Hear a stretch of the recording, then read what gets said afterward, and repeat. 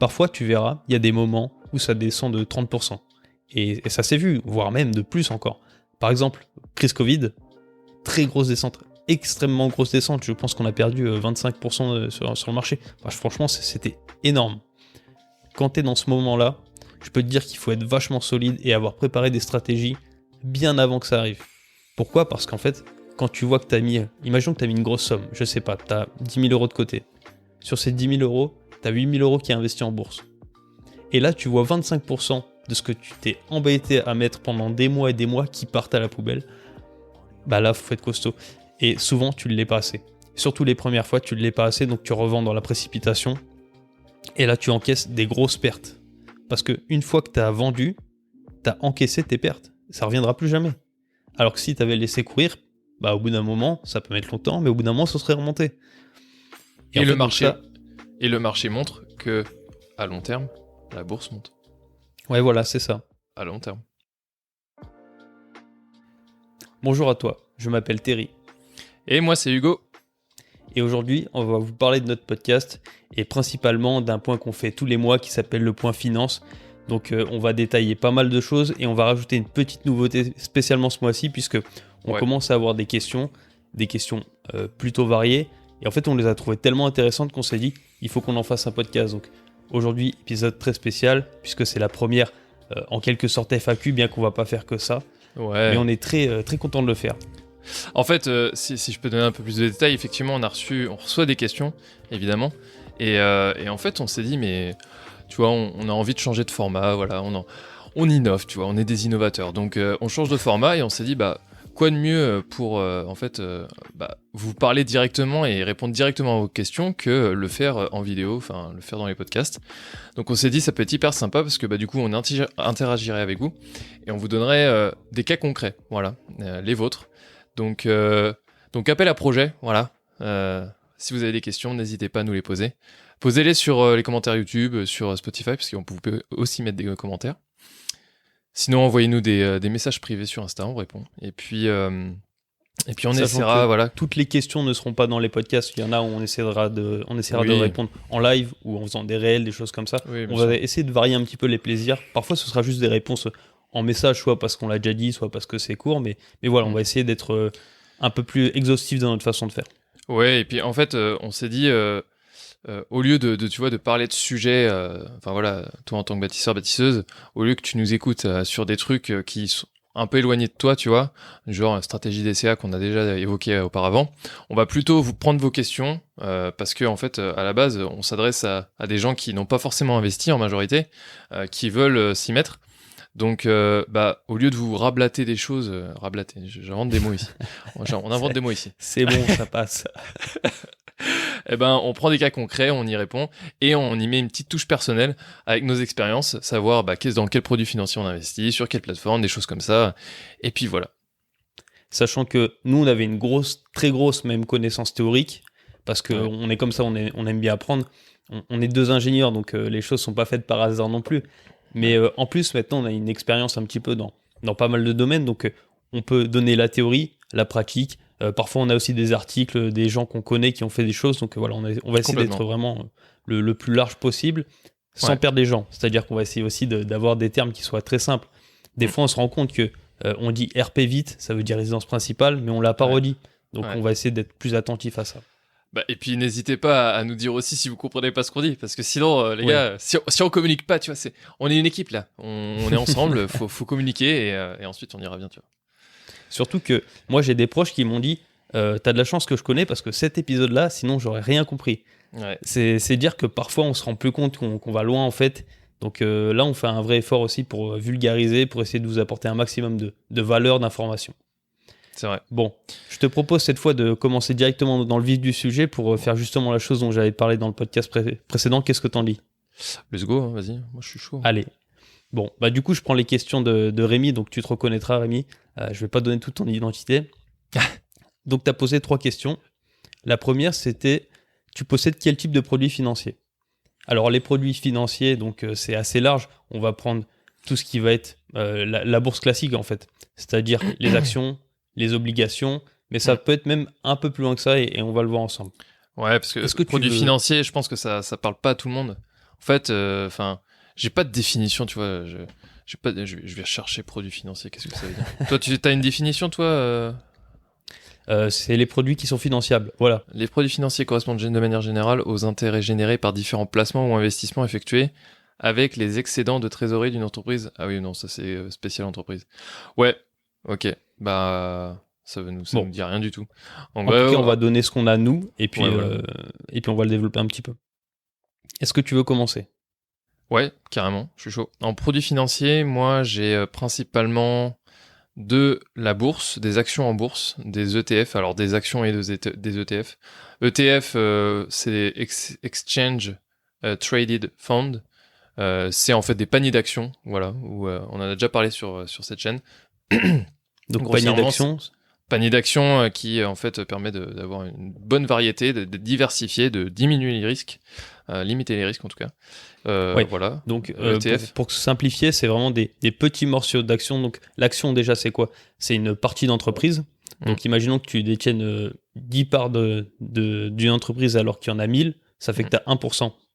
Et donc tu gagnes 1% des bénéfices de l'entreprise, tes choix pèsent sur 1% de l'entreprise, etc. Donc le panier, ça va être des petits morceaux d'actions comme ça qui sont mis dedans, et toi tu achètes un ensemble plutôt que d'aller en prendre une à droite, une à gauche. Voilà. Et c'est une révolution parce qu'en vrai, au lieu de se faire chier à payer en fait des actions qui valent 400, d'autres qui valent 10 balles, des choses comme ça, en fait tu payes un ETF qui est indexé, enfin voilà, je sais même pas comment ça fonctionne, tu vois, sur quel cours ça suit. Mais en fait, il y a plusieurs types. Alors ça devient vraiment compliqué, mais il y a des réplications qui sont directes ou non. On va pas rentrer dans le détail. En gros, il faut se dire que c'est quelque chose qui regroupe plein de parts d'entreprise et que tu n'achètes qu'une seule fois plutôt que d'acheter l'ensemble. Exactement. Il peut y avoir des actions très chères, genre 1000 euros. Et aussi, pareil, il peut y avoir des ETF très larges. C'est-à-dire que tu vas acheter 4000 ou 5000 ou 10 000 différentes entreprises d'un coup. T'imagines bien que le faire manuellement, c'est déjà une galère, mais en plus, les frais sont élevés. Ouais. Alors que dans un ETF, c'est assez bas. Donc en fait, il y a un peu tous les avantages. Tu as la diversité, la simplicité et les coûts qui sont réduits. Voilà pourquoi c'est intéressant. Voilà pourquoi c'est intéressant. Et donc, du coup, moi, typiquement, j'investis notamment dans le Nasdaq. Waouh, j'ai hésité très longtemps. J'investis dans le Nasdaq. C'est un truc lié à la technologie, donc c'est intéressant, tu vois. C'est pas un conseil en investissement, c'est juste, voilà, moi, c'est mon avis, j'aime bien. Du coup, j'investis aussi dans des actions bien précises d'entreprise que je trouve qui sont intéressantes, où je me dis, bah, si je mets des billes dedans, tu vois, bah, je pense que à long terme, ça peut augmenter, ça peut me rapporter, en tout cas, ça peut me faire une plus-value. Plus-value qui est la même définition qu'une plus-value immobilière. Donc, vous mettez une somme, vous attendez longtemps, et puis, bah, en fait, cette somme, elle a augmenté. Donc, la différence entre ce que vous avez mis et ce que vous récupérez, ça vous fait la plus-value. Donc voilà, mais principalement c'est ça. Puis après, bah, en fait, il y a des produits financiers, moi en tout cas dans mon cas, qui sont alors que je regroupe dans assurance vie, mais en fait c'est là c'est compliqué, mais on rentre dans les OPCVM, les choses comme ça. C'est des fonds d'investissement qui gèrent ça et qui investissent toujours dans la même manière, hein, soit dans des fonds euros, soit dans des actions, dans des trucs comme ça. Mais là globalement, c'est rassemblé. Fonds euros, ça veut dire que en fait c'est une obligation. Donc l'obligation, c'est un contrat que tu passes avec soit une entreprise, soit un État, soit une corporation, enfin ça peut être plein de choses. Mais en gros, c'est un contrat qui dit tu prêtes de l'argent, eux ils t'en rendent tant par mois ou à la fin du contrat, et ça se solde.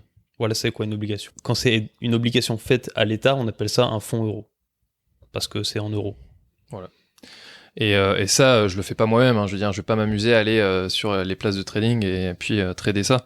Je veux dire, les assurances font ça très bien, donc je délègue ça, moi je mets des sous et puis eux ils font de la gestion. Le problème de ça, c'est que bah, du coup t'as forcément des frais de gestion, donc c'est un peu plus cher que si t'as acheté toi-même.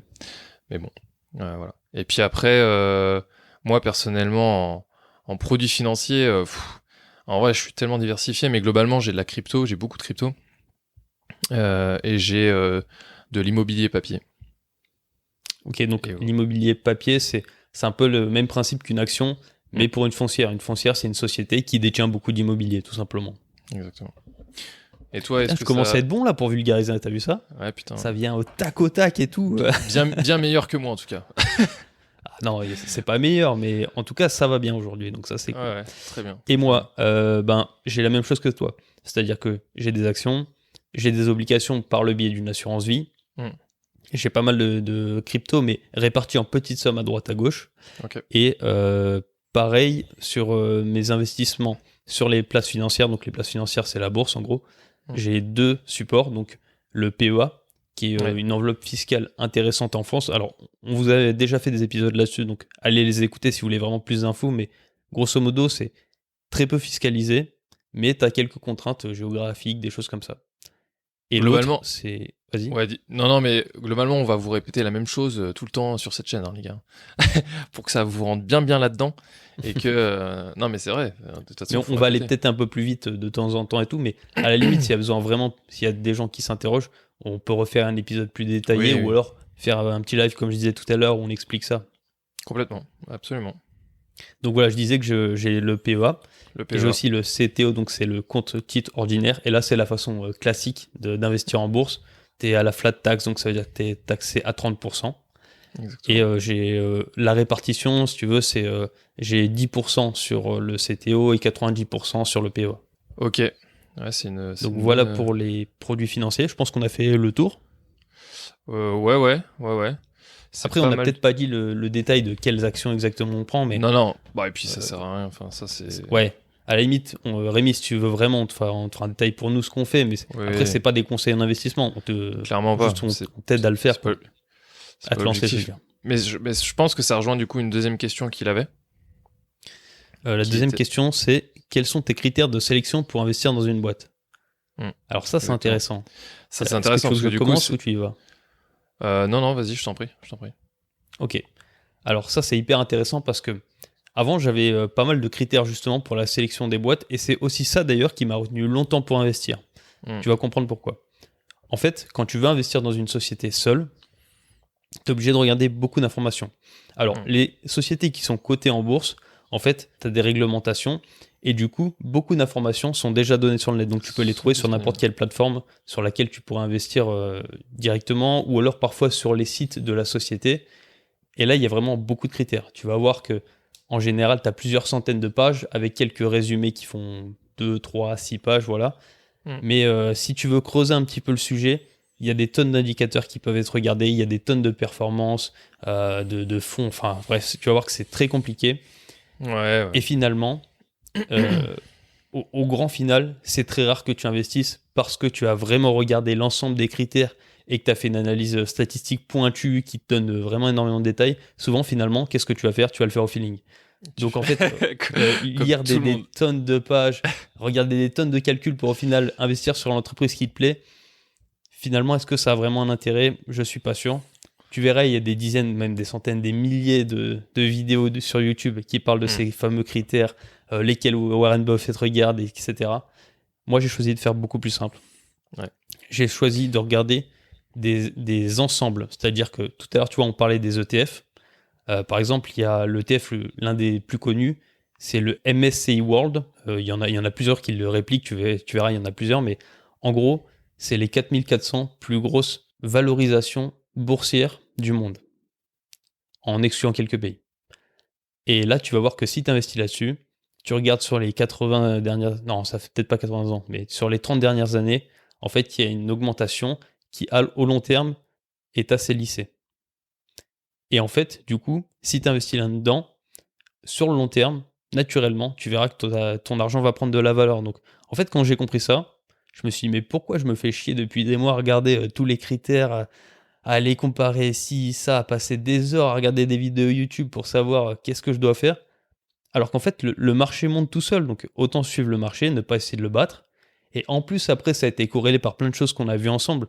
On en a déjà parlé, hein, mais on a vu des études qui prouvent que sur la très grande majorité des gens, même des professionnels, tu bats pas le marché. Tu es en dessous des performances du marché. Donc, autant simplifier la vie, aller sur les marchés le plus diversifié possible et puis investir tranquillement. Voilà ce que je fais, moi. Et toi, Hugo ? J'aurais pas pu dire mieux. Je l'aurais même moins bien dit, tu vois. Ah ouais Ouais, c'est sûr. Parce que c'est pas aussi clair dans ma tête, mais je suis totalement d'accord avec toi. Et en fait, j'ai rien à ajouter, mis à part que on va vous donner encore le lien de la vidéo qu'on vous a déjà donné de Baguette Finance, qui justement en fait explique ça. Et c'est Ouais, il véritable, le fait c'est-à-dire très qu'il y a très eu- bien, vraiment. il vulgarise très très bien. Et il y a vraiment un article que je vais aussi vous donner, scientifique, une étude en tout cas, qui a C'est même été une méta-étude, je crois. ouais, qui a été publiée, qui montre que effectivement, bon, elle remonte un peu l'étude, mais qui montre que même en tradant, tu vois, le MSCI World, il bat les traders, quoi. Donc, Sur la très grande majorité, en tout cas. sur la Et très les grande traders, majorité. c'est quand même des professionnels de l'investissement sur les produits mobiliers. Donc, franchement, ça veut en dire long. Donc, En fait, il faut que tu te poses la question, est-ce que tu as envie de passer autant de temps, sachant que t'es pas un professionnel? Je veux dire, bon, les gars, après, tu peux être les un filles- très grand passionné. Hein, pourquoi pas, tu vois. il y a aucun problème. Non, mais bien sûr, il y a aucun problème là-dessus. Mais néanmoins, c'est un vrai métier. C'est analyser des choses comme ça, c'est un boulot. Et genre, Ouais. bah, Et puis, c'est du temps, quoi. C'est du temps, c'est de l'énergie. Et en fait, souvent, le temps que tu passes là, tu le gagnes vraiment pas par rapport à ce que tu pourrais faire ailleurs. Tu vois, oui. Hugo, qui par exemple a monté une société, là, tu passes du temps, mais tu fais de l'argent. Tu crées de la valeur. En allant Absolument. passer un temps infini en bourse, peut-être que tu feras même pas d'argent, peut-être que tu vas en perdre. Alors, au début, c'est intéressant parce que tu apprends plein de choses. Tu vas voir, le monde de la Ouais. bourse, il est gigantesque. Puis donc c'est hyper intéressant. excitant aussi, tu vois. C'est Oui, excitant, oui, tu c'est vois, clair. C'est un peu du jeu aussi. Hein. Il y a ce Gumball. Parier. Ouais, le pari, tu vois, c'est Gambling. est-ce que ça va monter, est-ce que ça va descendre. Mm. Voilà, bon, pour ça, c'est intéressant. Après, si tu veux vraiment une réponse concrète de quels critères moi j'aurais regardé si je voulais investir dans une boîte ou une autre, et je pense que principalement, je le ferai au ressenti, parce que comme je t'ai dit tout à l'heure, en fait, tu vois, il y a plein de choses à regarder, mais On n'a pas de l'histoire a critères, prouvé tout que simplement. il y a personne qui est magicien, il y a personne qui peut prédire quelle entreprise va grimper ou non. Et en fait, tu verras que chaque année, il y a un mec qui sort du lot où il fait des trucs de ouf. L'année dernière, il a fait 30% de rentabilité, etc. Tout le monde en parle, il fait payer des formations. L'année d'après, il s'est fracassé. Et si c'est pas l'année d'après, c'est la suivante. Et tu verras, il y en a eu tous les ans. Et nous, ça fait un moment qu'on regarde un petit peu ce monde-là. Moi, je pense que je m'y suis intéressé la première fois il y a peut-être 7 ans. Et je peux te dire que j'en ai vu défiler du monde. En attendant, c'est jamais les mêmes. Donc tu vois... Et là, finalement, on peut vraiment parler, on peut vraiment te parler honnêtement parce que moi, je suis passé par là, Terry est passé par là. On a voulu, tu vois, se dire, on va battre le marché, on veut trouver les meilleures entreprises qui donnent les plus grosses dividendes, qui vont faire une plus grosse croissance, qui sont super sûres et tout. Et t'es sûr de ton coup, tu sais que tu vas y arriver, t'es ultra motivé, tu regardes un maximum de vidéos, tu te dis putain ouais, ok, si je fais et tu regardes des vidéos des gens qui te disent c'est cette entreprise, c'est ce critère, tu vas à fond en fait. Et en fait il se passe quoi? Bah tu te fracasses quoi. Mais oui, parce que t'es pas pro, tu vois, genre c'est pas ton métier. Et puis tu t'es fait avoir par plein de biais cognitifs qu'on a tous. En fait tu feras l'erreur. Si tu te lances un an, tu feras l'erreur. Alors il n'y a pas de souci si tu le fais avec une petite somme, hein. Par contre, n'engage pas des grosses sommes. Comme on dit, on ne te donne pas des conseils en investissement. Par contre, on te donne des conseils de vie sur une vie d'investisseur. C'est-à-dire que moi, la première fois que j'ai investi quelque chose, j'ai perdu pas mal d'argent par rapport à ce que j'avais. Comme ça, je vais te dire la vérité. La première fois que j'ai investi, c'était pas dans la bourse, c'était dans la crypto. J'ai mis de l'argent, je crois que j'ai mis 800 € et j'en ai perdu peut-être, je sais pas, 150, tu vois. Mais en fait, à l'époque, ça représentait toutes mes économies. C'était énorme. Tu vois, j'ai mis 100% de ce que j'avais et j'ai perdu une grosse somme. Alors aujourd'hui, 150 balles, ça vaut rien. Il n'y a pas de souci avec ça. Mais reste à une échelle raisonnable, quoi. Fais tes premières expériences, surtout dans des choses comme ça où c'est un peu du pari. Même si tu penses que non, il y a clairement une partie de pari. Mets un peu de sous, regarde ce qui se passe et attends avant de remettre des sous dedans, surtout. Ça, et puis en fait, fais ta propre expérience. Je veux dire, moi, je considère avoir besoin de faire des erreurs, tu vois, pour me dire, ok, là, j'ai vraiment compris, je me suis cassé la gueule, ok, je réajuste le tir. Moi, je fonctionne comme ça, tu vois, par un peu et par itération. Donc, essaye avec des petites sommes, vois ce que ça donne, mais tu verras vite fait que le ratio rendement-temps que tu y passes, il est nul à chier, tu vois.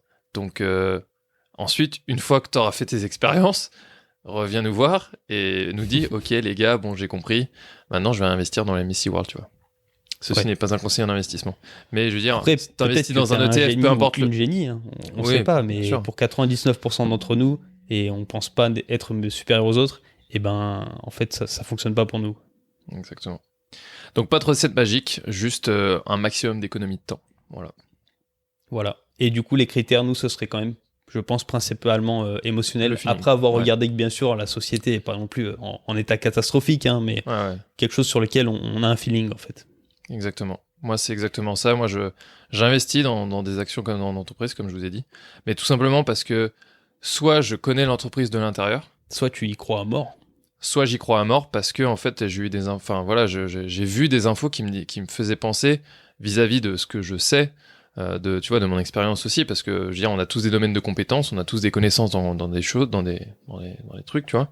Et je me suis dit, bah, je vais investir là-dedans parce que j'y crois, tu vois. J'ai envie d'y croire. Et puis, si ça fonctionne pas, bah, tant pis, parce que, en fait, j'aurais pas mis 50% de mon capital dedans, tu vois. C'est tout. C'est clair. C'est tout. C'est clair. Toujours des petites sommes. Hein. Toujours des Surtout petites dans sommes. des choses risquées. Tu vois, j'avais parlé du Solana la dernière fois. Je Ouais. t'en avais parlé. Je sais pas Oui, si j'en oui, avais bien parlé. sûr. Je vous en avais parlé à vous, les C'est une bâtisseurs. mais, crypto-monnaie, le Solana, pour ceux qui ne c'est savent une pas. crypto-monnaie et j'avais vu qu'elle avait perdu, je sais pas, 30 ou 40% de sa valeur. Et je me Mhm. suis dit, bon, je vais mettre 10 balles comme ça, tu vois. Putain. Une semaine après, ça avait fait plus 30, tu vois. Donc j'ai récupéré ma mise, tu vois. Bon, c'était 10 euros, on s'en fout, tu vois. Ouais, et Mais t'as laissé un petit peu courir le reste. C'était rigolo, c'était rigolo et ça m'a fait, tu sais, ça a nourri l'ego, tu vois. Donc, Ouais. voilà. Mais il faut que ça reste des petites sommes et tu sais ce que tu mets dedans. Et en plus, en l'occurrence, toi, tu savais que c'était quand même du pari. T'imaginais que ça remonterait, mais tu le sais. Et puis, c'est pas grave si tu les perds, t'étais prêt à les perdre. Voilà. Exactement. Après, Bon, il on faut va pas pas passer investir plus de temps, pour là. perdre, hein, évidemment, mais il faut savoir que ça peut arriver. Oui, et puis il faut savoir aussi s'amuser un petit peu, voilà. En tout cas, on te conseille plus d'investir dans des actions où t'es pas sûr que ça va faire de la croissance plutôt que de parier ça au poker, quoi. Ouais, voilà. Et ensuite, donc, il y avait une troisième question toujours le même Rémi, donc très intéressante ces questions. C'est, connais-tu le portefeuille de Brown? Alors, qui c'est ce gars-là? C'est quelqu'un de très intéressant, très important même dans le milieu des marchés financiers, puisqu'il a écrit plusieurs livres, des très bons livres, alors qu'ils sont un peu passés maintenant, puisque le personnage est assez vieux, mais ses préceptes sont toujours dans l'actualité de nos jours. Est-ce que toi, ça te parle déjà, Hugo? Absolument pas. Terrible. Ok, alors moi, comment je l'ai connu? Donc ça doit faire à peu près 1 an que je connais le type plus en profondeur, parce que j'en avais déjà entendu parler, mais tu sais, ça passe. Ouais. Et j'ai lu un de ses livres, un très bon livre. Alors, je pourrais plus te dire le nom, il est dans ma bibliothèque, mais elle est un peu loin de moi, là, donc à la limite, je te le dirai plus tard. Ouais, t'inquiète. Et j'ai lu un de ses livres, et en fait, il parle de quelque chose qui s'appelle le Permanent Portfolio. Là, déjà, ça doit peut-être te tiquer, t'as déjà dû entendre parler de ça, non? Ouais, clairement. Ouais. Ok. Donc, pour ceux qui s'intéressent à la bourse, au marché mobilier, on en entend très vite parler. Il est très intéressant ce postulat, c'est que quand tu mets de l'argent en bourse, principalement dans les actions, le marché fluctue fort.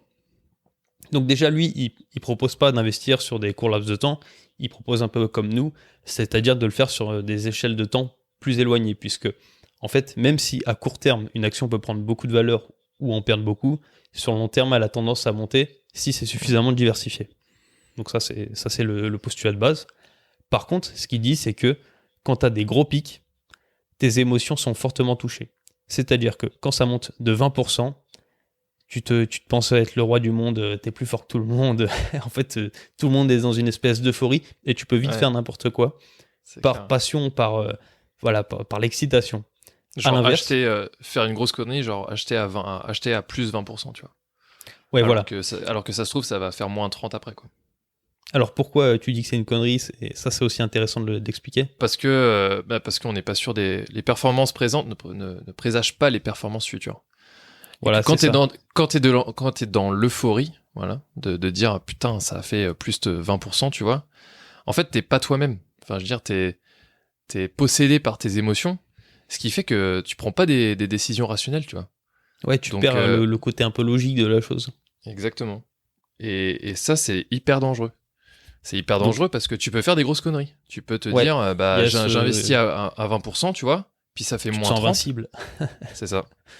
Et Ouais, donc, et du coup, ça, c'est un peu le problème de l'excitation. Mais il y a l'autre qui est encore pire, c'est quand ça descend fort. Parfois, tu verras, il y a des moments où ça descend de 30%. Et ça s'est vu, voire même de plus encore. Par exemple, crise Covid, très grosse descente, extrêmement grosse descente. Je pense qu'on a perdu 25% sur le marché. Ouais, franchement, c'était énorme. C'est violent. Quand tu es dans ce moment-là, je peux te dire qu'il faut être vachement solide et avoir préparé des stratégies bien avant que ça arrive. Pourquoi ? Parce qu'en fait, quand tu vois que tu as mis, imaginons que tu as mis une grosse somme, je sais pas, tu as 10 000 euros de côté. Sur ces 10 000 euros, tu as 8 000 euros qui est investi en bourse. Et là, tu vois 25% de ce que tu t'es embêté à mettre pendant des mois et des mois qui partent à la poubelle. Bah là, faut être costaud. Et souvent, tu ne l'es pas assez. Surtout les premières fois, tu ne l'es pas assez, donc tu revends dans la précipitation. Et là, tu encaisses des grosses pertes. Parce que une fois que tu as vendu, tu as encaissé tes pertes. Ça ne reviendra plus jamais. Alors que si tu avais laissé courir, bah, au bout d'un moment, ça peut mettre longtemps, mais au bout d'un moment, ça serait remonté. Et le marché montre que à long terme, la bourse monte. Ouais, voilà, c'est ça. À long terme, dans tous les cas. Et donc, je vous remettrai une vidéo aussi de Baguette Finance. On le cite beaucoup trop. On va prendre des parts dans sa chaîne. Mais ou alors ça deviendra un associé. Il a montré sur son compte Instagram ou quoi que effectivement après chaque crash boursier, en fait, la bourse est toujours montée, tu vois, au bout d'un moment. Et les gens qui ont craqué à ce crack-là, qui ont revendu là, et qui ont ensuite racheté plus tard, mais en fait, ils ont tout perdu, quoi. Parce qu'ils ont vendu moins cher. Ils ont acheté haut. Ils ont acheté haut, voilà.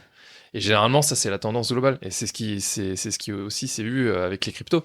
Quand le Bitcoin, il a atteint les 60 000 balles en 2021, mais tout le monde en parlait, même TF1. De toute façon, c'est simple, quand TF1 en parle, c'est que c'est un peu tard. Abstiens-toi. Ouais. Ou alors fais-le, mais en parcimonie, quoi.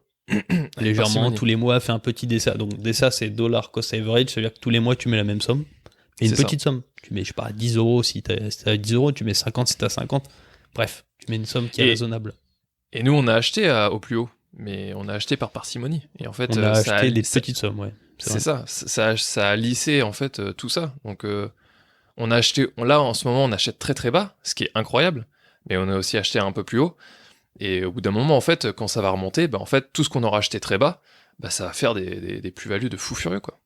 Ouais, et cette stratégie DCA qu'on vous rabâche depuis le début, qui est d'investir la même somme tous les mois, ça permet deux choses. Ça permet de pas réfléchir et d'optimiser votre temps. Et de pas réfléchir, optimiser. Et un peu décorréler aussi les émotions, justement, puisque voilà. Si c'est très bas et que t'achètes, ça veut dire que t'achètes pas cher. Quand ça va remonter, ça va être bon. Et si c'est un peu plus haut, t'achètes, forcément, ça peut redescendre. Mais par contre, tu sais que sur le long terme, de toute façon, ça monte. Donc, quoi qu'il arrive, ça va quand même te rapporter de l'argent. T'achètes toujours la même somme. J'avais vu passer, faudrait que je creuse ça, mais j'avais vu passer comme quoi tu pouvais faire du DCA dynamique en mode quand même acheter au plus bas et quand même acheter au plus haut et tout ça. Ouais, alors j'ai regardé un peu ça et souvent c'est bancal. Souvent c'est bancal parce qu'en fait tu te mets sur des courbes, donc en fait là tu vas voir, quand tu prends des graphiques qui sont dans la bourse, il y a des paliers d'entrée, des paliers de sortie.